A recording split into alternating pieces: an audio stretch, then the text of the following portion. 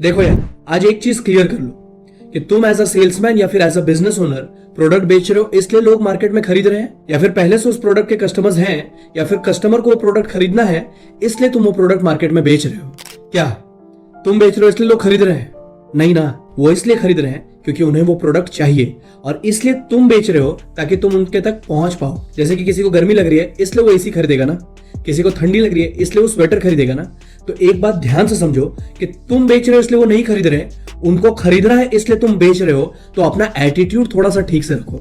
Majority salesman या फिर majority दुकान में जाकर के मैंने यही देखा है कि वो बहुत ही एरोगेंट होते हैं, बहुत ही रूड होते हैं, कस्टमर सर्विस उनको पता ही नहीं क्या होता है, और वो एक डिलाइटफुल कस्टमर सर्विस दे ही नहीं पाते, जिसकी वजह से वो सिर्फ एक दुकानदारी में ही रह जाते हैं, वो धंधा नहीं बना पाते। और मैं एक और गुजारिश करना चाहता हूं लोगों से कि प्लीज प्लीज प्लीज दुकानदारी को धंधा मत समझिए।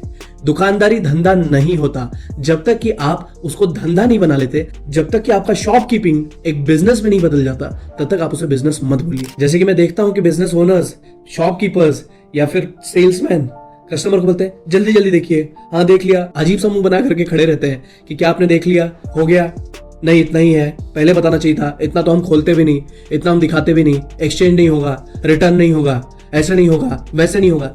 भाई तुम उसको इनसिक्योर कर रहे हो ये सब करके। इससे खराब स्ट्रैटेजी हो ही नहीं सकता सेल्स का, इससे खराब एक बिजनेस स्ट्रैटेजी हो ही नहीं सकता। तो या तो तुम ये काम बंद कर दो, या तो तुम ये फील्ड छोड़ दो अगर सेल्समैन हो तो, या तो तुम ये बिजनेस बंद कर दो अगर तुम एक शॉपकीपर हो या फिर ओनर हो तो, क्योंकि ऐसे तो तुम चला भी नहीं पाओगे। तुम सोच रहे हो कि तुम्हारे बाप दादा ने जैसे चलाया है वो ट्रेडिशनल वैसे ही चलता आएगा, तो फिर वो दुकानदारी है। तुम करते रहो, 8-10 कस्टमर मिलते रहेंगे डेली के, पर तुम्हारा दुकान कभी भी एक धंधा नहीं बन पाएगा, क्योंकि 8-10 कस्टमर से सिर्फ दुकान ही चल सकता है, धंधा नहीं बन सकता।